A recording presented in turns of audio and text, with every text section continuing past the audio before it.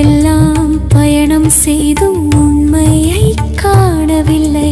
உண்மைக்காக அலைந்த நான் உன்னிடத்தில் வந்தேன் அம்மா. உறவோடு காப்பாற்றி உண்மை காட்ட வேண்டும் அம்மா. உலகம் உன் அன்புக்காக ஏங்கியே தவிக்குதம்மா. உன்னை காண மூவுலகும் துடியாய் துடிக்குதம்மா. உன் சரணம் வணங்கிட உலகெல்லாம் கொதிக்குதம்மா. உளம் இறங்கி அன்பு காட்ட தாமதம் வேண்டாமம்மா. ஓம் அமிர்தேஸ்வரி நமக. ஓம் நம சிவாயா. ஸோ இன்னைக்கு அருள்மொழிகளில் நேத்தோட கண்டினியூஷன் தான் பார்க்க போகிறோம். ஸோ இது என்னைக்கு நடக்குது? ஏப்ரல் மாதம் 16ஆம் தேதி திங்கட்கிழமை 1984. இதை தான் நம்ம ஒரு வாரமாக பார்த்துக்கிட்டு இருக்கோம். ஓகே, ஸோ நேற்று என்ன பார்த்தோம் அப்படின்னா, ஆத்ம அனுபூதி நிலைனா என்ன அப்படின்னு கேட்டதுக்கு அம்மா ரொம்ப அழகான பதில் சொன்னாங்க. ஒரே வார்த்தையில் சொல்லணும் அப்படின்னா, சின்ன நான் அப்படின்ற தன்மையில இருந்து பெரிய நான் அப்படின்னு மாறுறது தான் ஆத்ம அனுபூதி நிலைன்னு சொன்னாங்க. ஒரு சின்ன எக்ஸாம்பிள் என்னன்னா, நான் அப்படின்றது என் குடும்பம், நான் என்னுடைய உறவுகள். பெரிய நான் அப்படின்றது இந்த உலகமே என்னுடைய குடும்பம். ஸோ அப்போ எல்லாருடைய உணர்வுகளையும் உணரக்கூடிய தன்மை அந்த பிரம்மத்தோட கலக்கிறது தான் ஆத்ம அனுபூதி நிலை அப்படின்றத நம்ம பார்த்தோம் இல்லையா? ஸோ இன்னைக்கு என்னன்றதை பார்க்கலாம். அப்போது மற்றொரு கேள்வி எழப்பட்டது. அம்மா, கடவுள் இந்த உலகத்தை படைப்பதற்கு முன் சரியாக சிந்திக்கவில்லை போல் தோன்றுகிறது. அவர் அப்படி சரியாக சிந்தித்திருந்தால் உலகத்தில் இவ்வளவு சிக்கல்களும் துன்பங்களும் இருக்காது. பாருங்க, எப்படிப்பட்ட கேள்வி பாருங்க. கடவுள் உலகத்தை தப்பா படைச்சிட்டாரு போலமா அப்படின்னு அவர் கேட்கிறாரு. ஆக்சுவலி இதுக்கு லைட்டா மேட்ச் ஆகுற மாதிரி எனக்கு கூட இந்த கேள்வி வந்திருக்கு. என்ன தெரியுமா வந்திருக்கு? கடவுள் பண்ற தப்புக்கெல்லாம் அந்த ஜென்மத்திலே அந்த நிமிஷமே தண்டனை கொடுத்திருந்தாருன்னா யாரும் அதை பண்ணிருக்க மாட்டாங்களாமா? ஏமா அடுத்த பிறவில அந்த தண்டனை அனுபவிக்கிறாங்க? அப்ப அவங்களுக்கு ஒண்ணுமே தெரியாதுல்ல. டக்கு டக்குன்னு அனுபவிச்சா கூட அது டக்குன்னு அவங்க மாறி இருப்பாங்கல்ல அப்படின்லாம் நான் யோசிச்சிருக்கேன். ஆனால் அதுக்கு பதில் எனக்கு கிடைச்சிருச்சு. என்ன பதில் அப்படின்னா, சின்ன குழந்தையில ஒருத்தவங்க ஒரு தப்பு பண்றாங்க அப்படின்னா அந்த டைம்ல நம்ம தண்டனை கொடுத்தா கூட அதுங்களுக்கு உணர முடியாது. ஸோ அதுங்க புரியுற டைம்ல பண்ணாதானே, புரியுற டைம்ல அவங்க ரியலைஸ் பண்ற அளவுக்கு வைக்கணும் இல்லையா? ஸோ அதனால காலங்கள் மேபி சேஞ்ச் ஆகுது அப்படின்றத நான் அப்புறமா புரிஞ்சுக்கிட்டேன். சரி, இப்போ இவர் எப்படி கேட்கிறாரு பாருங்க. அப்ப கடவுள் உலகத்தை தப்பா படிச்சிட்டாரான்னு கேக்குறாங்க. சரியா படிக்கல, ஒழுங்கா சிந்திக்கலையா? பாருங்க எப்படி கேக்குறாருன்னு. அதுக்கு அம்மா, அவரது பார்வையிலிருந்து நீங்கள் காண்பீர்களே, ஆனால் கடவுள் என்னவோ இந்த உலகை படைக்கவே இல்லை என்பதுதான் உண்மை. அவர் குற்றம் குறைகள் சிறிதும் இல்லாதவர். நாம் தான் நிழல்களையும் பிரதிபிம்பங்களையும் உண்டாக்கியவர்கள். திரும்ப திரும்ப நாம் தான் அவைகளை உருவாக்குகின்றோம், அவைகளுக்கு உயிரோட்டம் அளித்தோம். இந்த நிழல்களின் பின்னால் வெறும் பிரதிபிம்பங்களின் பின்னாலும் ஓடி நாம் தான் இப்படி துன்பமும் குழப்பமும் நிறைந்த நம் சொந்த உலகத்தை சிருஷ்டித்தோம். மகனே, உலகத்தில் இப்போது இருக்கும் எல்லா குழப்பங்களுக்கும் துயரங்களுக்கும் யார் பொறுப்பு? கடவுளா? இல்லை, நீங்கள்தான் காரணம். கடவுள் நம்மை மகிழ்ச்சிப்படுத்த இரவையும் பகலையும் படைத்தார். முறையாக நாம் நடந்து கொண்டால் இவை இரண்டும் மிக அழகானவை. பகல் நம் வேலைகளை செய்வதற்கு உதவும், வேலைகளை செய்வதற்கான காலம். இரவு ஓய்வாகவும் நிம்மதியாகவும் இருப்பதற்கான நேரம். ஆனால் மற்றவர்களின் பொருளை கொள்ளையடிப்பதற்கோ திருடுவதற்கும் இரவை பயன்படுத்தினால் அதற்கு யார் பொறுப்பு? அல்லது ஒருவன் பயங்கரவாதியாக மாறி வெடிகுண்டுகளை ரகசியமாக அந்த இரவில் தயாரித்தால் அதற்கு யார் பொறுப்பு? இது கடவுளின் பொறுப்பா? அல்ல, இந்த காரியங்களை செய்பவன்தான் பொறுப்பு. நம்மை விட குறைவாக அறிவை உடையதாக நினைக்கப்படுகின்ற மிருகத்திற்கு நம்மை போன்ற இவ்வளவு சிக்கல்கள் இல்லை. அறிவுள்ளவர்கள் என்று சொல்லப்படுகின்ற நமக்குதான் இவ்வளவு சிக்கல். விலங்குகள் நம்மை விட அதிகமாக இயற்கையை ஒட்டி வாழ்கின்றன. ஆனால் கொடூர மனம் கொண்ட சுயநலம் பிடித்த மனிதன் இப்போதும் இயற்கையின் இணக்கத்தை அழித்துக் கொண்டிருக்கின்றான். அம்மா எப்படி சொல்றாங்க பாருங்க.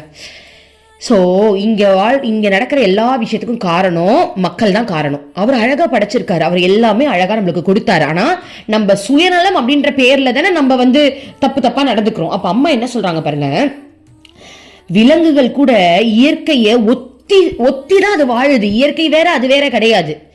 ஆனா நம்ம தான் சுயநலம் நிறைஞ்ச இந்த மக்கள் என்ன பண்றோம் அப்படின்னா அந்த இயற்கையை அழிச்சுக்கிட்டு வாழ்றோம் அம்மா சொல்றாங்க. அந்த கடவுள் எவ்வளவு ஆதங்கத்தோடு சொல்றாங்க பாருங்க. அம்மா சொல்லும் போதே தெரியல, அழுத்தி சொல்லும் போதே தெரியல அந்த வார்த்தையை பாருங்க. ஆனால் கொடூர மனம் கொண்ட, நம்மளதான் சொல்றாங்க, கொடூர மனம் கொண்ட சுயநலம் பிடித்த மனிதன் இப்போதும் இயற்கையின் இணக்கத்தை அழித்துக் கொண்டே இருக்கின்றான். கொடூர மனம் படைத்த உண்மை தானே அது, உண்மை, சத்தியமான உண்மை. இதெல்லாம் நம்ம தப்பே சொல்ல முடியாது. இப்ப நம்ம கட்டியிருக்க வீடு கூட இங்கெல்லாம் ஆல்ரெடி வயல் இருந்த இடமா, அந்த இடத்துலதான் வீடு கட்டியிருக்காங்க. அதுல வந்து அப்ரூவ்டு வேற, இதுல நம்மளுக்கு பட்டாவும் கிடைச்சிருச்சு, டிசிடிபி அப்ரூவ்டு வேற. சோ அப்போ அம்மா சொல்றது உண்மை தானே, இயற்கையால அழிச்சுட்டு தான் நம்ம வாழ்ந்துகிட்டு இருக்கோம், ஸ்டில் அழிச்சுக்கிட்டு தான் இருக்கோம் நம்மளோட சுயநலத்திற்காக. இப்ப எங்க ஊர்ல வந்து குப்பை இதெல்லாம் வராது. அப்ப குப்பையை நாங்க எங்க கொட்டுவோம், சைட்ல தான் கொட்டுவோம். எனக்கு வந்து நிம்மதியா இருக்கு, அப்பாடா நம்மளுக்கு குப்பை கொட்டுறதுக்கு இடம் இருக்குப்பான்னு சொல்லிட்டு நம்ம கொட்டிட்டு கிடக்குறோம். கொஞ்ச நாள் கழிச்சு வெளில வந்து பார்த்தாதான், ஐயோ அது பக்கத்து வீட்டு லேண்டா இருக்கு. இத்தனை நம்ம குப்பை கொட்டினது பக்கத்து வீட்டுக்காரவங்க லேண்ட் இல்லையா? ஏன்னா கொஞ்சம் கூட கேப் இல்லாம தானே இப்பெல்லாம் வீடு கட்டுறாங்க. கரெக்ட் தானே? ஒரு காம்பவுண்ட் கட்டிட்டாங்க அப்படின்னா பக்கத்துல இன்னொருத்தவங்களை அப்படியே அட்டாச், குப்பை கொட்டுறது கூட இடம் கிடையாது. ஏதாவது குப்பை லாரி வந்தாவது நம்ம கொட்டி கொடுக்கலாம். சோ அப்ப எந்த அளவுக்கு நம்ம வந்து இயற்கைக்குன்னு கொஞ்சம் கூட இடம் கொடுக்காம நம்ம வந்து வாழ்ந்துகிட்டு இருக்கோம் இல்லையா? அதுதான் அது வந்து அறியாமையில மக்கள் வந்து அந்த அறியாமை அப்படின்ற அந்த ஒரு விஷயத்துக்காக தான் கடவுளே இறங்கி சத்குருவா வராங்களே தவிர்த்து நம்ம அந்த அறியாமைக்கா கருணையா அவங்க வராங்க. இதுங்களாம் அறியாமையில தப்பு பண்ணுதேன்றதுக்காக தான் அம்மா வராங்க. அப்போ நம்ம கடவுளையே பார்த்து நீங்க தான் ஒழுங்கா படைக்கலன்னு கேட்டா எப்படி இருக்கும் அம்மாவுக்கு? அப்ப நான் படைச்ச நான் சரி இல்லையாடா, அப்ப கொடூரமானவங்களே நீங்க தான்டான்றாங்க. ஓகே இப்ப இந்த டாபிக் முடிஞ்சிருச்சா? இப்ப அடுத்தது டாபிக் நம்ம புதுசா பார்க்க போறோம். என்ன அப்படின்னா பெண்களின் ஆன்மீக இயல்பு. சோ இப்ப நம்ம எல்லாரும் என்ன பண்ண போறோம் அப்படின்னா, எல்லாரும் டைம் டிராவல் பண்ணி அம்மா கிட்ட போக போறோம். ஓகே, இப்போ அம்மாவை பார்க்க சில பேர் வராங்களாம், பெண்கள்னு வச்சுப்போம். யார் பார்க்க வராங்க? நம்ம தான். இப்ப நம்ம அம்மாவை பார்க்க ஆசிரமத்திற்கு வந்திருக்கோம். ஸோ இது வந்து 1984 அப்படின்றதுனால பில்டிங்லாம் கிடையாது, குடிசை தான், ஒரு குடிசையா இருக்கும். சரியா? ஸோ குடிசையை தான் நம்ம வந்து, ஆமா குடிசை தான், செக் பண்ண குடிசையா இல்லையான்னு. குடிசை தான், நம்ம தான் நிறைய பார்த்துமே, குடியிலிருந்து தானே வருது. ஆமா, ஸோ குடிசை தான் இருக்கு. இப்போ நம்ம எல்லாரும் ஆசிரமத்தில் இருக்கோம், 1984 இருக்கோம். எப்படி இருக்கீங்க நீங்களாம் பார்க்கறதுக்கு? நான் யோசிச்சு பார்க்குறேன் நான் எப்படி இருக்கேன்ட்டு. ஓகே சரி, ஏன்னா நான் அந்த டைம்ல பிறக்கல, பட் ஆனால் இருந்திருக்கலாம், வாய்ப்பு இருக்கலாம். ஓகே, ஸோ இப்போ நம்ம அம்மாவை பார்க்க இங்கே வந்தாச்சு. சரியா?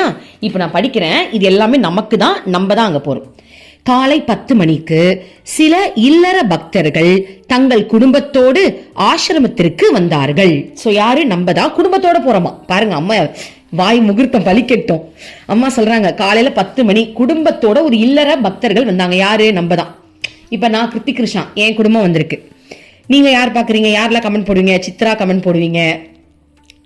யார் பேரு சொல்லன்னு கவலைப்பட்டுற கூடாது. நான் போய் அப்புறம் அங்க பார்த்துட்டு வரணும். ஸோ நேற்று கமெண்ட் போட்டவங்களோட பேர் மட்டும் நான் இப்போ படிக்கிறேன். பவித்ராவோட ஃபேமிலி, அப்புறம் மாதீஸ்வரன் சேகர் அவங்க family, Kalpana family, Nithya family, Sathya baby family, Harshitha family. Okay, அப்புறம் ஏஎஸ்கே எஜுடெக்னு இருக்கு. ஓகே, அவரோட ஃபேமிலி. ஸோ இன்னும் அதுக்கு முன்னாடி கமெண்ட் போட்டவங்களா இருப்பீங்க. நான் ஜஸ்ட் இந்த இது பார்த்தேன் யார் யாரெல்லாம் நேற்று கமெண்ட் போட்டீங்க அப்படின்ட்டு. ஸோ இவங்க பேர் மட்டும் எடுத்துக்கலாம்.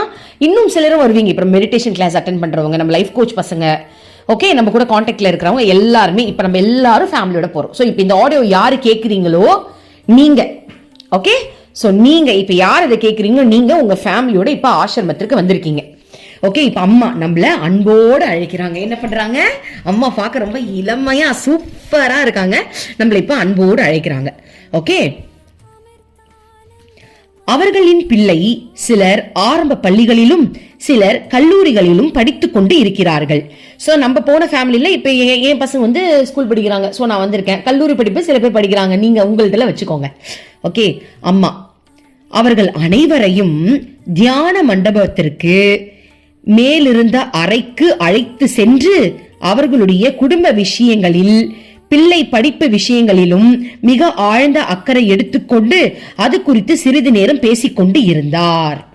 அப்போ பில்டிங்லாம் கட்டிட்டாங்க போல் இருக்கு பாருங்களேன், மாடிக்கு கூட்டு போறாங்களா. அப்ப குடிசை இருக்கு, ஆனாலும் கொஞ்சம் பில்டிங் வந்திருக்குன்னு நினைக்கிறேன். ஓகே, ஸோ இப்போ நம்மள என்ன பண்றாங்க, அம்மா நம்மளை கூப்பிட்டு நம்ம குழந்தைங்கள நம்மளெல்லாம் விசாரிச்சு எல்லாரையும் பார்த்து சந்தோஷமா அரவணைச்சு, ஓகே இப்போ அம்மா வந்து நம்பல. நான் யாரை சொல்றேனோ, இப்போ யாரு கேட்குறீங்க, நீங்க உங்களை தான் அம்மா தொடுறாங்க நீங்க நினைச்சுக்கணும், அப்பதான் நல்லா இருக்கும். ஓகேவா? இப்ப நான் அவங்கள தொடுறாங்க போல நம்ம சும்மா வேடிக்கை பாக்குறோம் அப்படின்னு நினைக்க கூடாது. உங்களை தான் தொடுறாங்க. சோ அம்மா உங்களை தொட்டு அணைச்சு உங்க குழந்தைங்கள அம்மா வந்து கை வச்சு செல்ல பிள்ளைன்னு பேசி உங்களை அம்மாவோட ரூமுக்கு அழைச்சிட்டு போறாங்க. ஓகேவா? சோ தியான மண்டபத்துக்கு மேல இருக்கிற ஒரு அறைக்கு உங்களை, வா தங்கம் வா போல வா அப்படின்னு உங்களை கூப்பிட்டுட்டு இப்ப அம்மா அறைக்கு போயிட்டாங்க. உங்க ஃபேமிலி மட்டும்தான் அங்க இருக்கு அப்படி வச்சுக்கலாம். சரியா? அப்பதான் நமக்கு நல்ல உணர்வு வரும். இப்ப போய் உட்கார்ந்தாச்சு. ஒரு தாய் தன் குடும்பத்தில் உள்ளவர்களிடம் மிகுந்த அக்கறை எடுத்துக் கொள்வதை போல அம்மா உங்களிடம் குடும்பத்தின் பல்வேறு விவகாரங்களை பற்றி பேசினார். பாருங்க, இப்ப அம்மா உங்ககிட்ட என்ன பண்றாங்க, நம்ம கிட்ட மேல கூட்டிட்டு போயிட்டு நம்ம குடும்பத்தில் இருக்கிற நிறைய விஷயங்களை பத்தி நம்ம கிட்ட பேசுறாங்க. அது என்ன சொல்றாங்க பாருங்க, அம்மா அவர்களிடம் குடும்பத்தின் பல்வேறு விவகாரங்களை பற்றி பேசினார். எல்லாம் உங்க குடும்பத்தில் இருக்க பிரச்சனையை சொல்லுங்க. ஆக்சுவலி பாருங்க, இன்னைக்கு என் வீட்டுல இந்த மாதிரி நான் சண்டை போடவே மாட்டேன். இன்னைக்கு நான் ரொம்ப சண்டை போட்டுட்டேன், ஓப்பனாவே சண்டை போட்டுட்டேன். என்ன நடந்தாலும் சரி, ஏன்னு தெரியல. ஏன்னா நான் அப்பயே நினைச்சேன், அம்மா நீ ஏதாவது ஆக்டிவேட் பண்ணி அருள்மொழிகள் எனக்கு ஏதாவது சொல்ல போறியாமா, அருள்மொழிகள் இன்னைக்கு நான் படிக்க போறேன், அதுக்கு ஏதாவது பிளான் போடுவேன், எப்பவுமே ஏதாவது பண்ணிருக்கேன். நான் யோசிச்சுட்டே என்ன பாருங்க, உண்மையாவே பெண்களின் ஆன்மீக இயல்புனே டாபிக் கொடுத்து பல்வேறு விவகாரங்களை பத்தி அம்மா பேசுறாங்க. ஆக்சுவலி நான் இன்னைக்கு காலையில என் ஹஸ்பண்ட் கிட்ட நல்லா கத்தி சண்டை போட்டுட்டேன். என்னால இதை வந்து நம்ம மனசுல வச்சுக்கிட்டே இருக்க வேணாம்னு சொல்லிட்டு ஓப்பனா கத்தி சண்டையை போட்டுட்டேன். போட்டதுக்கு அப்புறம் தான் எனக்கு கொஞ்சம் நிம்மதியா இருந்தது. அதுக்கப்புறம் ரூமுக்குள்ள வந்து அம்மா மூஞ்ச பார்த்துக்கே எனக்கு ரொம்ப கவலையா இருந்தது. ஏன்னா அம்மாக்கு இதெல்லாம் பிடிக்காது. அப்போ அம்மாவை பார்த்து ஒரு நிமிஷம் ரொம்ப மனசு உடஞ்சி போய் அழுதுனா, அப்போ டைஸ் போட்டு கேட்டேன், அம்மா உன் தலையில நீயே மல்லவாரி போட்டுக்கிட்டேன்னு சொல்றியா, இல்லை வந்து அம்மா பார்த்துக்கிறேன் கவலைப்படாதன்னு சொல்றேன்னு கேட்டா, அம்மா கவலைப்படாத செல்லன்னு சொல்லிட்டா. சரியா? சோ அம்மா ஆறுதல் கொடுத்தா. இப்ப அதுதான் இங்க நடக்குது. அம்மா என்ன பண்றாங்களாம், நம்ம குடும்பத்துல நடக்கக்கூடிய பல்வேறு விவகாரங்களை பத்தி பேசுறாங்களாம். அப்போ உங்க பஞ்சாயத்துல அம்மா கிட்ட சொல்லுங்க பாப்போம். இப்ப அப்படியே பாஸ் பண்ணிட்டு உங்களோட வீட்டுல நடந்த என்னென்ன விஷயங்கள் நடக்குது அதை அப்படியே பாஸ் பண்ணிட்டு சொல்லிட்டு வாங்க பாப்போம். இப்ப அம்மா நமக்கு அதுக்கு என்ன அட்வைஸ் கொடுக்குறாங்க பாப்போம். இருங்க, நானும் இப்ப பாஸ் பண்ணிட்டு அம்மா கிட்ட, அம்மா இப்ப நம்ம ரூம்ல இருக்கோம்ல, என்ன பிரச்சனைன்னு அம்மா கிட்ட பேசுவோம்.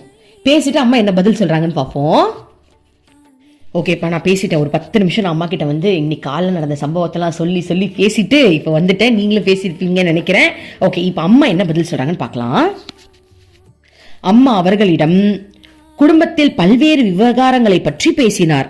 அதன் மூலம் அவர்கள் மனதை ஒரு அன்பான தாயின் அக்கறையிலும் அன்பிலும் மூழ்க வைத்தார். சோ அம்மா நம்ம கிட்ட இப்ப நம்மளுடைய விவகாரத்தெல்லாம் பேசி அம்மாவோட தாய் அன்புல வந்து நம்மள முழுகிட்டாங்களாம்.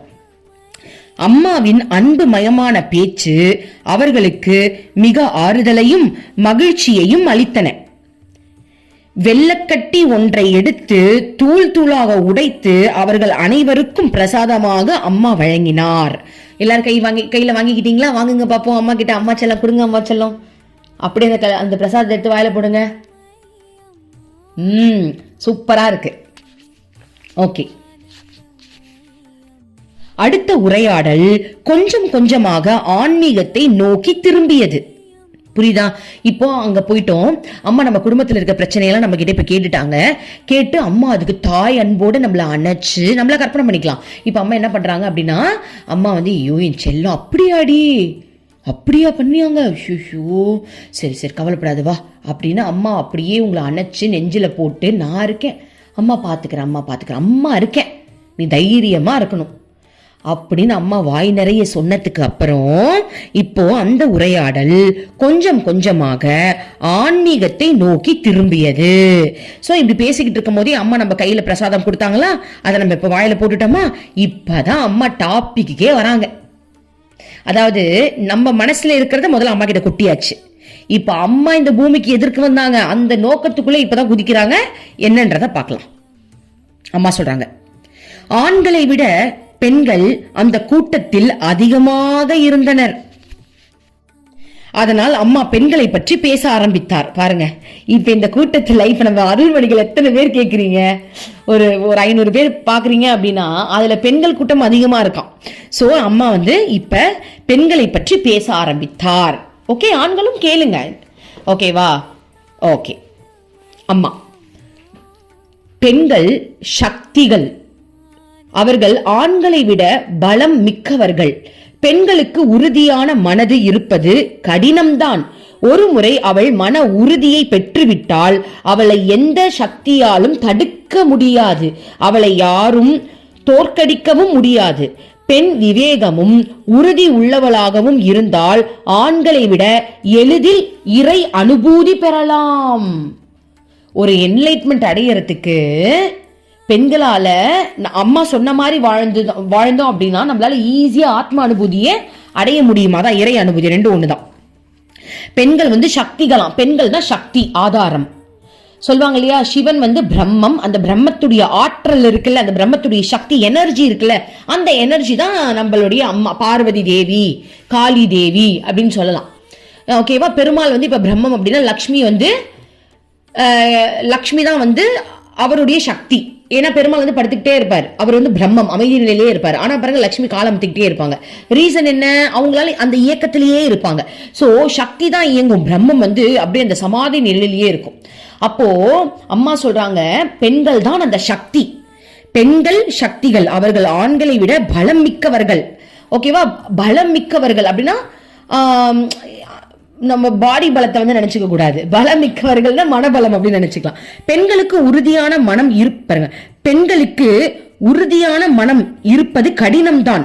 ஆமா, பெண்கள் கொஞ்சம் அந்த சென்சிட்டிவான மனசு இருக்கும். அவங்களுக்கு ரொம்ப திடமான ஒரு மனப்பான்மை இருக்குமான்னு கேட்டா இல்ல. ஒரு முறை அவள் மன உறுதி பெற்றுவிட்டால் அவளை அந்த எந்த சக்தியாலும் தடுக்க முடியாது. ஓகேவா? ஒரே ஒரு முறை நம்மளுக்கு மன தைரியம் வந்துருச்சு அப்படின்னா அதுக்கப்புறம் நம்மளால ஒண்ணுமே, யாராலையும் நம்மள ஒண்ணுமே பண்ண முடியாதா? இப்ப எக்ஸாம்பிளோட சொல்லணும்னா உங்களுக்கு தெரிஞ்சிருக்கும். நான் ஒரு ஷார்ட்ஸ்ல பாத்திருந்தேன். காளி தேவி மகிஷாசுரனை அழிக்கிறதுக்காக வராங்க. அப்போ மகிஷாசுரன் அம்மா பெண் தானே அப்படின்னு சொல்லிட்டு அசிங்கமா திட்டுவாங்களாம் அந்த பெண்ணை. அப்போ அம்மா அந்த காளி ரூபத்தில் இருக்கக்கூடியவங்க இவன் திட்ட மனம் உடஞ்சிருவாங்க. நீலாம் ஒரு தாயா, நீலாம் ஒரு பொம்பளையா, அப்படி இப்படின்னு ஏதோ பேச பேச அவங்களுக்கு மன பாதிப்பாயிடும் போல் இருக்கு. உடனே நொந்து போயிடுவாங்க. அப்படியே எல்லா ஆயுதங்களையும் கீழே போட்டு உடஞ்சிருவாங்களாம். உடனே சிவபெருமான் வருவார். அவருடைய சக்தியை பத்தி, நீ சக்தி, அவன் ஒரு அசுரன், அவன் சொல்றதை கேட்டு நீ இப்படி ஆயிடுவியா? நீ எவ்வளவு பெரிய பிரம்மாண்டம் தெரியுமா? நீ இல்லைன்னா நான் இல்ல தெரியுமா? நீ இல்லைன்னா இந்த உலகம் கிடையாது, நீ இல்லைன்னா இந்த குழந்தைங்க கிடையாது, உன்னுடைய சக்தி எப்ப சக்தி தெரியுமா அப்படின்னு சொன்னதுக்கு அப்புறம் தான் அந்த பாருங்க, அந்த எப்படி ஊக்குவிச்சிருக்காங்க பாருங்க. சொன்னதுக்கு அப்புறம் தான் தாய் திரும்பவும் எல்லாத்தையும் ஆயுதங்களை ஏந்து மகிஷாசுரனை அழிச்சதா ஒரு இது ஒரு கற்பனை கதையா கூட இருக்கலாம். இருந்தாலும் நல்லா தான் இருக்கு இல்லையா? அதாவது ஏன் அப்படி சொல்றாங்க அப்படின்னா, மன உறுதி அம்மா சொல்றாங்க பாருங்க. பெண்களால அந்த மன உறுதின்றது ரொம்ப இருக்கிறது கடினம் தான். அந்த என்ன சொல்றாங்கன்னா, அந்த உறுதியான மனம் இருக்கிறது கொஞ்சம் கஷ்டம் தான். ஆனா அது ஒன்ஸ் வந்துருச்சு அப்படின்னா அதுக்கப்புறம் யாராலையும் தடுக்க முடியாது பாருங்க. சோ அதுக்கு ஏத்த மாதிரி இந்த கதை. ஓகே, சோ அம்மா என்ன சொல்றாங்க, பெண்கள் விவேகமும் உறுதியும், விவேக புத்தியோட வேலை செய்யணுமா, விவேகத்தோட இருக்கணுமா, விவேகம் உறுதியும். சரி, விவேகத்துக்கு நம்ம என்ன எக்ஸாம்பிள் சொல்லலாம்? இப்போ நான் அம்மாவை பாக்குறேன். அம்மா தான் என்னுடைய குரு. ஆத்ம அனுபூதி கிடைக்கணும் அப்படின்னா என் குருவை நான் பிடிச்சிட்டேன் அப்படின்னா எனக்கு கிடைச்சிடும். எனக்கு ஒரு விஷயம் தெரியுது. ஆனா என் வீட்டுல என்ன விடல, என்ன கட்டி போட்டிருக்காங்கன்னு வச்சுப்போம். ஓகேவா? என்ன ஒரு குடும்ப பொண்ணாவே வச்சிருக்காங்க. என்ன ஒரு நீ இப்படிதான் அப்படிதான் ஒரு சட்டத்துல நான் வாழ்ந்துட்டு இருக்கேன் என் குடும்பத்துல. ஆனா என் குடும்பத்துடைய சட்டத்துக்கு நான் கட்டுப்படணுமா, இல்ல அதை விட அதிக சட்டமான என்னுடைய சத்குரு வந்ததுக்கு அப்புறம் அவங்களுடைய உபதேசங்களுக்கு நான் கட்டுப்படணுமான்னு எனக்கு ஒரு கேள்வி வருது அப்படின்னா அதுதான் விவேகம். விவேகத்தோட எனக்கு குரு தான் முக்கியம். என் வீட்டுல இருக்கிற கட்டுப்பாடுகளை உடைக்கிறதுக்கான சக்தி என் குருவுக்கு இருக்கு. அதனால என் குருவே நான் உன்னை சரணாகதி அடைகிறேன். என் வீட்டுல இருக்கிறவங்களையும் நீ ஆன்மீகத்துக்கு நல்லபடியா மாத்துங்க, அவங்களையும் ஒரு பொறுப்பானவங்களாங்கள நீங்க மாத்தணும் அப்படின்னு சொல்லிட்டு நான் என் குருவோடைய ரூல்ஸை நான் ஃபாலோ பண்றேன் அப்படின்னா அதுதான் விவேகம். ஆனா சில பேர் இருப்பாங்க, என்கிட்டயே சொல்லியிருக்காங்க, எங்க வீட்டுல எல்லாம் என்னை விடவே மாட்டாங்க, ஆன்மீகத்துக்குலாம் வாய்ப்பே கிடையாது, இந்த ஜென்மம் அவ்வளவுதான், நான் அடங்கிதான் போகணும். அப்பனா இந்த ஜென்மம் மட்டும் இல்ல, எடுக்க போற எல்லா ஜென்மத்திலும் இந்த நிலைமை தான் உங்களுக்கு இருக்க போது, நீங்க அடங்கிதான் போறீங்க.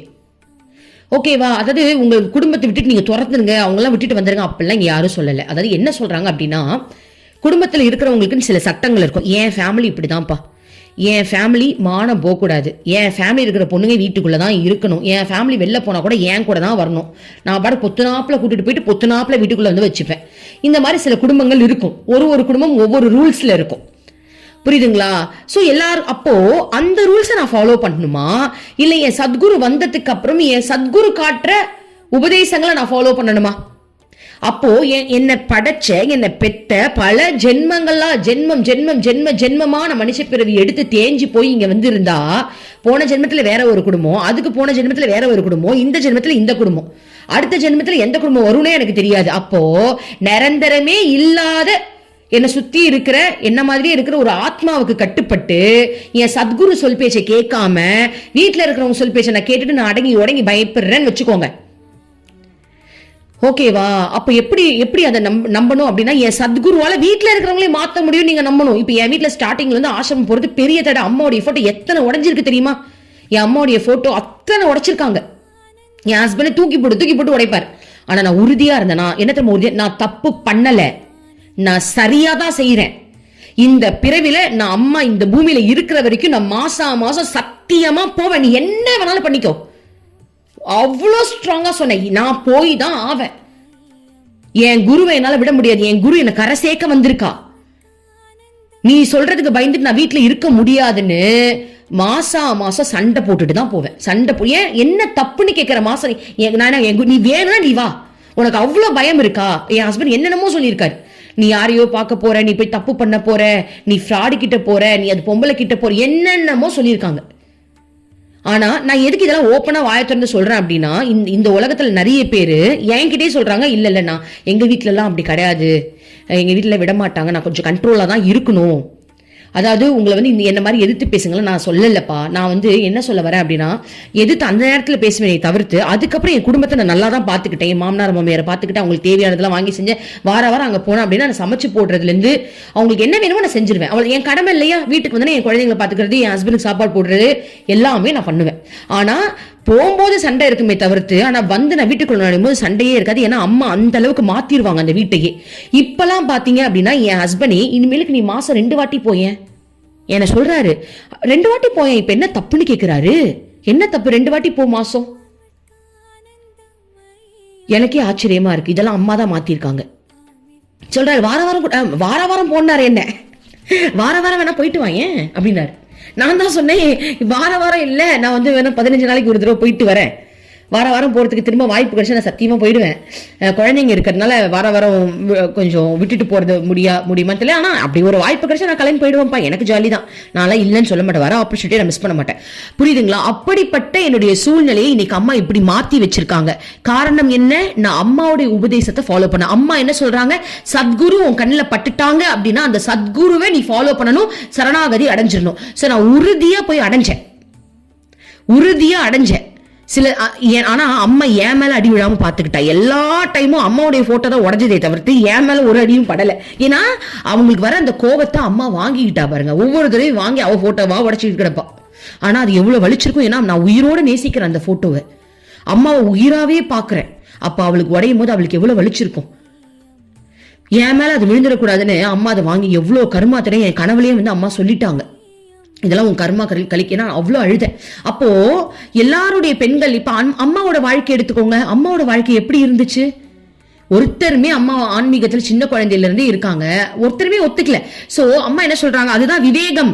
நீ வந்து 2 ரூல்ஸ் உனக்கு இருக்கு. உன் குடும்பத்துல ஒரு ரூல்ஸ் போட்டிருக்காங்க, நம்ம குரு இறைவன் ஒரு ரூல்ஸ் போட்டிருக்காரு, நீ எந்த ரூல்ஸை ஃபாலோ பண்ண போற, அதுதான் விவேகம். அந்த விவேகத்தோட நான் சத்குரு போட்ட ரூல்ஸ் தான் ஃபாலோ பண்ணுவேன். நீ அவங்களை பிடிச்சிட்ட அப்படின்னா உன் வீட்டுல இருக்கிறவங்க எல்லாம் மாயாஜலமா அவங்க மாத்திடுவாங்க. அவங்களுக்கு அதெல்லாம் ஒரு விஷயமே கிடையாது. கருவேப்பிலை எப்படி பிரிச்சு சர்ன்னு கருவேப்பிலை பிக்கிறதுக்கு என்ன அவ்வளோ உங்களுக்கு கஷ்டமா? இப்படின்னா சர்ன்னு வந்து குழந்தைங்க கூட இப்படின்னா இழுத்துரும். அந்த மாதிரி கருவேப்பிலை புடுங்குற மாதிரி உங்க பிரச்சனை எல்லாம் புடிங்க அம்மா பூணு ஊதி விட்டுருவாங்க.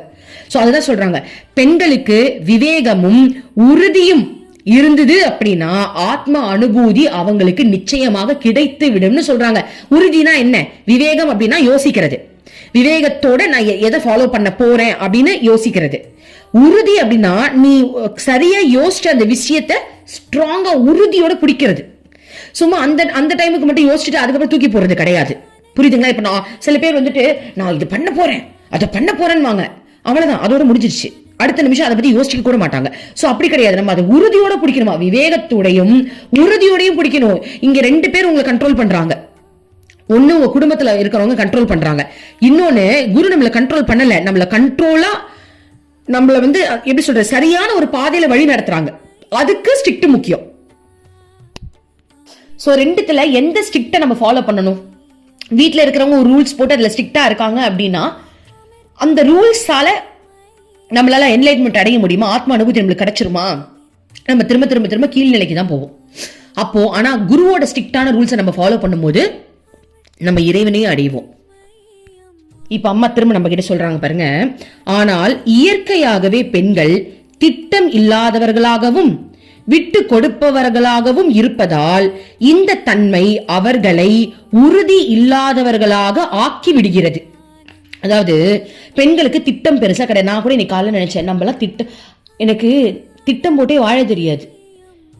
எங்க வீட்டுல வாடகை காசு வருது, எனக்கு மறந்தே போயிடுச்சு தெரியுமா, வாடகைன்னு ஒண்ணு வர்றதே மறந்துருச்சு. நான் இந்த மாசம் காசுக்கு வந்து இதை சேர்க்கணுமே, என்னடா பண்றது, நம்ம அந்த டொனேஷன் எல்லாம் கொடுத்துக்கிட்டு இருக்கோம் இல்லையா, அது பத்தாத நேரத்தில் நான் யோசிப்பேன் என்னடா பண்றதுன்னு. ஆனா எங்க வீட்டுல வாடகை வருதுன்னு எனக்கு தெரியாது, ஏன்னா என் கையில யாராவது கொடுத்தாதானே, நம்ம கையில ஒண்ணுமே வரமாட்டேங்குது. சோ அப்ப மறந்துருச்சு பாருங்க. அதான் சொல்ல, அந்த திட்டமே இல்ல. அதான் சொல்ல, நம்ம கரெக்டா சொல்றாங்க பாருங்க, இயற்கையாவே பெண்கள் திட்டம் இல்லாதவர்களாகவும் விட்டு கொடுப்பவர்களாகவும் இருப்பதால். விட்டு கொடுக்கிறோமா? இப்ப பாருங்க, நான் விட்டு தானே கொடுத்துட்டு உட்கார்ந்துட்டு இருக்கேன், எனக்கு வாடகை காசு வரதே எனக்கு தெரியாது. ஆனா எல்லா பெண்களும் அப்படின்னு சொல்ல முடியாது. சில பேர் ரொம்ப உஷாரா எல்லா ஏடிஎம் கார்டுல இருந்து எல்லாத்தையும் ஹஸ்பண்ட் வாங்கி வச்சிருப்பாங்க. எனக்கு அதெல்லாம் ஒண்ணுமே தெரியாது, உண்மையா சொல்ல ரொம்ப அப்பாவி, எதுவுமே கேட்கவே தெரியாது. ஓகே, சோ அதுக்கு நான் நல்லவன்லாம் சொல்ல வரல.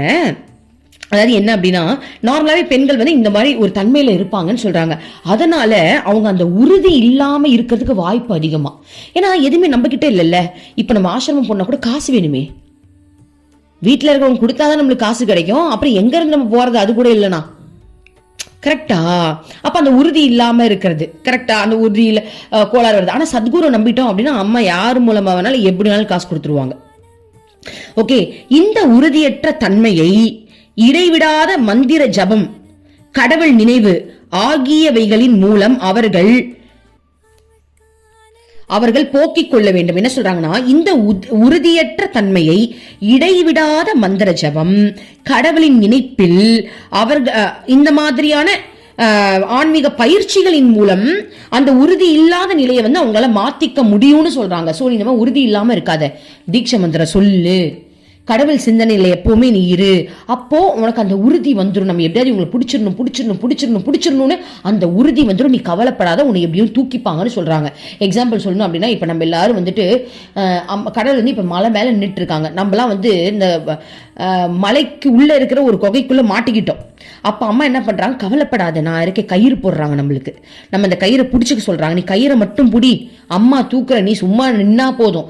அப்போ அந்த கயிறு தான் நம்மளுடைய நாம ஜபம், கடவுளுடைய எண்ணம், கடவுளோட நினைப்பு. அப்போ அந்த நினைப்பிலேயே நம்ம இருந்தோம் அப்படின்னா நம்ம கயிறை பிடிச்சா போதும், அவங்க இழுத்து மேல நம்மள தூக்கிட்டு போயிட்டே இருப்பாங்க. அதுதான் அம்மா சொல்றாங்க. ஒரு பெண்ணின் தன்னம்பிக்கை பெரும்பாலும் பலவீனமானது. இப்போ ஒரு பெண் தன்னம்பிக்கையா இருக்கிறோம் அப்படின்னா அது கொஞ்சம் பலவீனம் இருக்கும் தான். பாருங்க, நான் கூட வந்துட்டு நான் பார்த்துப்பேன் அப்படிலாம் இருந்தேன். ஆனா யாராவது நம்மள ஹர்ட் பண்ற மாதிரி பேசிட்டா அப்படியே பொக்குன்னு போயிடுது. அப்படியே அவ்வளவுதான், ஒரு நிமிஷம் அவ்வளவு எல்லாத்தையும் இழந்த மாதிரி டக்குன்னு மனசு உடையுது.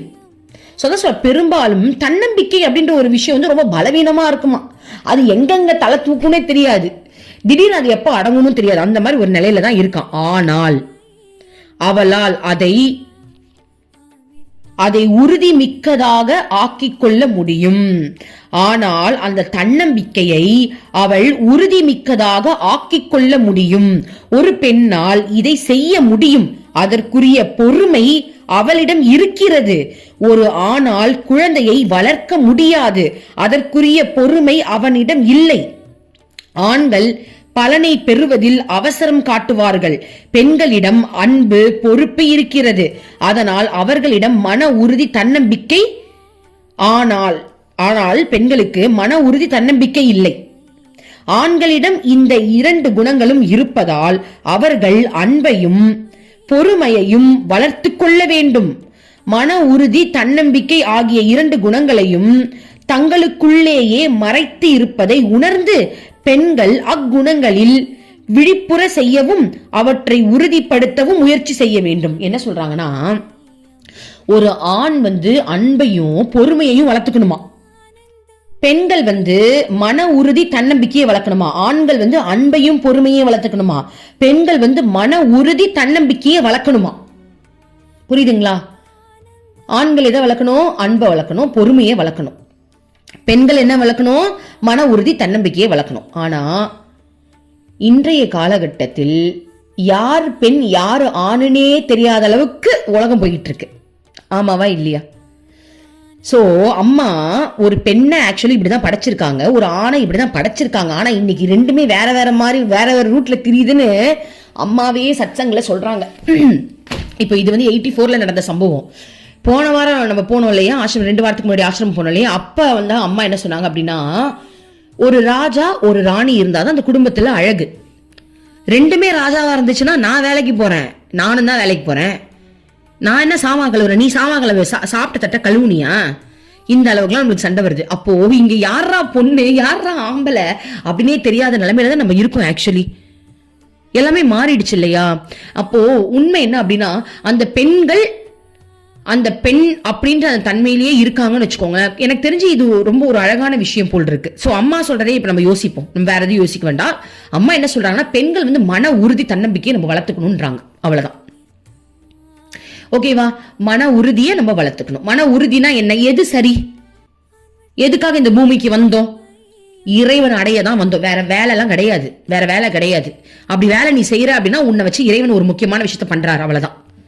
அதுக்காக நான் வேலையே செய்ய மாட்டேன்னு உட்கார்ந்து கூடாது. நான் என்ன சொல்ல, மனதளவில் அந்த உறுதி இருக்கணும். நான் இந்த பிறவியில நான் இறைவன் அடையதான் வந்தேன் அப்படின்னு நம்ம ஒத்த காலில் நிக்கணும். ஓகேவா? இது நம்பர் 1. அடுத்து தன்னம்பிக்கை. தன்னம்பிக்கையோட என்னால இது முடியும், எனக்கு கடவுள் துணை இருக்கு, எனக்கு என் குரு இருக்காங்க அப்படின்னு அந்த தன்னம்பிக்கையோடய நம்ம இருக்கணும். மன உறுதி, மனசை விட்டுறக்கூடாது. யாராவது நம்ம மனசை காயப்படுத்தினா கூட அந்த மனசை நம்ம அப்படியே விட்டுறக்கூடாது. பரவாயில்ல பரவாயில்ல, தட்டி தட்டி தேத்தி தேத்தி தேத்தி வா வா வெளியே வா வெளியே வா வெளியே வா, இதுக்காக நீ பிறக்கல அப்படின்னு அந்த மனசை தடவி தடவி தடவி கொடுத்து அந்த மன உறுதியோடையும் தன்னம்பிக்கையோடையும் நம்ம இருக்கணும். ஸோ அது எப்போ வரும்னு அம்மா சொல்றாங்க, நீ கடவுளுடைய சிந்தனையில இருக்கும் போதும் நாம ஜெபம் சொல்லும் போதும் அது உனக்கு கிடைக்கும் அப்படின்னு சொல்றாங்க. இது நமக்கு தான் சொல்றாங்க பாருங்க. இன்னைக்கு காலைல நடந்த பிரச்சனைக்கு அம்மா சொல்றாங்க, மனசு உடைஞ்சிராத, மனசு உடைஞ்சிராத, மன உறுதியை வளர்த்துக்கோ. நம்மளதான் சொல்றாங்க, என்னதான் சொல்றாங்க, மன உறுதியை வளர்த்துக்கோ, தன்னம்பிக்கையை வளர்த்துக்கோ. அம்மா இருக்கும்போது உனக்கு என்ன கவலை? ஆத்ம அனுபவம், நீ எல்லாம் நான் சொல்ற மாதிரி வளர்ந்தா ஆத்ம அனுபூதி உனக்கு கிடைச்சிருன்றாங்க பாருங்க. நம்மள கை காட்டி அம்மா சொல்றாங்க. இதுக்கு மேல என்ன வேணும் நமக்கு? ஓகே, இன்னும் அம்மா சொல்றாங்க, நம்ம கிட்ட தான் பேசுறாங்க. பெரும்பாலான மக்கள் பெண்கள் என்பவர் பிள்ளைகளை பெறவும் அவைகளை வளர்க்கவும் மட்டுமே இருப்பார்கள் என்று நினைக்கிறார்கள். இப்படிப்பட்டவர்கள் ஆண்களை அதிகாரம் செய்யவும் ஆளவும் பிறந்தவர்கள் என்று நினைக்கிறார்கள். 2 கருத்துகளும் தவறானவை, 2மே தப்பு. பெண்கள்னா வெறும் புள்ளக்குட்டியை மட்டும் பெத்துட்டு வீட்டை பாக்குறது தான் பெண் அப்படின்றாங்க. இது கூட என் ஹஸ்பண்ட் இன்னைக்கு காலைல சொன்னார். நானு ஒரு விஷயம் ஹஸ்பண்ட் கேட்குறேன், அதுக்கு அவர் சொல்றாரு, முதல்ல இந்த வேலையில நீ விட்டுட்டு வெறும் குடும்பத்தை குழந்தைங்களை மட்டும் பார்த்துக்கோ அப்படின்றாரு. ஓகே, அதுக்கப்புறம் என்ன நினைக்கிறாங்க, ஆண்கள் அப்படின்றவங்க ஆழ பிறந்தவன். ஆமா, எனக்கு எங்க அம்மா எல்லாம் சுத்தமா எனக்கு சொத்து எழுதி கொடுத்துட்டீங்களா, எழுதி வைங்க முதல்ல, நான் இதெல்லாம் ஆழதான் பிறந்திருக்கேன் அப்படின்னு நினைக்கிறாங்க. கரெக்டா? அம்மா என்ன சொல்றாங்க, 2 கருத்துகளும் தவறு, 2மே தவறு. பெண்ணானவள் தனக்குள் மறைந்திருக்கும் ஆண்மை குணங்களான தன்னம்பிக்கை, மன உறுதி முதலியவைகளை வெளிக்கொண்டு வந்தால் அவளால் ஆண்களைப் போலவே ஆட்சி செய்ய முடியும். அதே போல் ஆண்களும் தங்களுக்குள் மறைந்திருக்கும் குணங்களான அன்பு, பொறுமை ஆகிய குணங்களை வெளிக்கொண்டு வந்தால் அவர்களாலும் ஒரு தாயை போல் அன்போடு பரிவோடு நடந்து கொள்ள முடியும். ஒரு ஆண் பொறுமையுடனும் அன்புடனும் நடந்து கொள்ள முயற்சி செய்யும் அதே சமயத்தில் தன்னிடம் உள்ள மன உறுதியையும் தன்னம்பிக்கையையும் விட்டு விடாமல் இருக்க வேண்டும். அதே போல் ஒரு பெண் தன்னம்பிக்கை, மன உறுதி போன்ற குணங்கள் வளர்த்து கொள்ளும் முயற்சியில் தன்னுடைய இயல்பான அன்பு, பொறுமை ஆகியவற்றை இழந்து விடாமல் இருக்க வேண்டும். சோ ரெண்டு பேருமே இன்னொரு விஷயத்தை கத்துக்கும் போது தாங்கிட்ட ஆல்ரெடியா இருக்கிற விஷயத்தை விட்டுறக்கூடாதுன்னு அம்மா சொல்றாங்க. புரியுதா? சோ ஆண்கள் வந்து அன்பை கத்துக்கணுமா, பெண்கள் வந்து மன உறுதியை கத்துக்கணுமா. அப்ப நீ மன உறுதியை கத்துக்கிட்டன்ற பேர்ல அன்பை விட்டுறக்கூடாது பெண்களை சொல்றாங்க. ஓகே, நீ வந்து அன்பை கத்துக்க போற அப்படின்றதுக்காக நீ வந்து மன உறுதியை விட்டுறக்கூடாது அப்படின்னு ஆண்களை சொல்றாங்க. பெண்கள் அளவற்ற சக்தியின் இருப்பிடம். பாருங்க, பெண் என்பவள் அளவற்ற சக்தியின் இருப்பிடம். ஆன்மீகத்தில் அவர்கள் ஆண்களால் செய்ய முடியாத பல காரியங்களை செய்து விரைவில் வளர்ந்து விடுவார்கள். எனவே பெண்கள் ஆண்களை விட தாழ்ந்தவர்கள் என்று யாரும் நினைக்கவே வேண்டாம். பெண்கள் தங்கள் உறக்கத்திலிருந்து எழ வேண்டும். அவர்கள் ஆன்மீக விழிப்புணர்வு பெற வேண்டும். அவர்களுக்குள் அளவற்ற ஆன்மீக சக்தி உண்டு. தாங்கள் பலவீனமானவர்கள் அல்ல என்பதை அவர்கள் உணர வேண்டும். அவர்களுக்குள் ஆளுமையில் 2 மிக சக்தி வாய்ந்த கருவிகள் உள்ளன. ஒன்று அன்பு, மற்றொன்று பொறுமை. இந்த 2 குணங்களாலும் அவர்களால் எதையும் மிக சுலபமாக வெற்றி கொள்ள முடியும் அப்படின்னு சொல்றாங்க. பாருங்க, பெண்களுக்கு இருக்கக்கூடிய மிகப்பெரிய சக்தி என்னவா? அந்த அன்பும் பொறுமையுமா. ஒரு நிமிஷம் யோசிச்சு பாருங்க, நம்மளுக்கு அன்பு இருக்கா, பொறுமை இருக்கான்னு யோசிச்சு பாருங்க. ஒரு நிமிஷம் நான் யோசிச்சு பாக்குறேன், பொறுமை இருக்கா? நானே யோசிச்சு பாக்குறேன், மம்மி எனக்கு பொறுமை இருக்கா? சோ அந்த ரெண்டுமே பெண்களுக்கான குணங்களாம். அந்த குணங்களை அந்த குணங்களை வச்சு அனைத்தையும் வெல்ல முடியும்ன்றாங்க. ஆனா அதுக்கு மன உறுதியும் தேவை. புரியுதுங்களா? இப்போ அம்மா வந்து அவங்க அப்பா அம்மா எவ்வளோ அடிச்சாலும் அம்மா தாங்கினா, யாரையுமே எதுவுமே சொன்னதில்லை, அவ்வளோ அன்பு காட்டினா. ஆனா அவங்க வீட்டில் அம்மாவுக்கு கல்யாணம் பண்ணி வைப்பேன்னு கட்டாயப்படுத்தினாலும் நான் என்னால முடியாத, நான் கடவுள் அடைய தான் பூமிக்கு வந்தேன், இந்த குடும்ப வாழ்க்கைக்குள்ள என்னால போக முடியாது, ஒத்த காலில் நின்னா. சோ என்ன அர்த்தம் அப்படின்னா மன உறுதி. அதுதான் மன உறுதி. அம்மா அதை தான் சொல்றாங்க. ஓகேவா? அம்மா அன்போடு நடந்துட்டாங்க. வீட்டுல எவ்வளவு அடி, எவ்வளவு திட்டு, எவ்வளவு கெட்ட பேர், ஆனா எவ்வளவு கருணையா நடந்துக்கிட்டாங்க, அன்போடு நடந்துக்கிட்டாங்க. ஆனா அதே சமயத்துல மன உறுதியை இழக்கவே இல்லை. நான் கடவுளை அடைஞ்சே தீர்வேன், அவ்வளவு மன உறுதி. நீ அடிச்சாலும் பரவாயில்ல, நான் உன் மேல கோவப்பட மாட்டேன், ஆனா எனக்கு வேண்டியது கடவுள், அதை நான் பிடிக்காம நான் விட மாட்டேன்னு உறுதியா இருந்தாங்க. இதுதான் அம்மா சொல்றாங்க. பக்தர், அம்மா இந்தியர்கள் மேல்நாட்டு நாகரிகத்தை பின்பற்றுகிறார்களே, அது பற்றி உங்கள் கருத்து என்ன அப்படின்னு அம்மாட்ட கேட்குறாங்க. அந்த டாபிக் நம்ம நாளைக்கு பார்க்கலாம். இன்னைக்கு நம்ம அம்மா ஆசிரமத்தில் இருக்கோம். அம்மா நம்ம கிட்ட கையை பிடிச்சி பெண்களுக்காக நீ மன உறுதியோட இருக்கணும், தன்னம்பிக்கையோட இருக்கணும் அப்படின்னு அம்மா சொல்லி கொடுத்துருக்காங்க. ஸோ அதை நம்ம ஃபாலோ பண்ணலாம். இப்போ நம்ம ஆசிரமத்திலேயே அங்கேயே இருக்கலாம். ஓகே, மீதி நாளைக்கு நம்ம பார்க்கலாம். ஓம் அமிர்தேஷ நமः. ஓம் நம சிவாய. மனமே உனக்கு சொந்தம், ஒருவரும் இல்லை என்ற உண்மையை ஒரு நாளும் நீ மறந்திடாதே.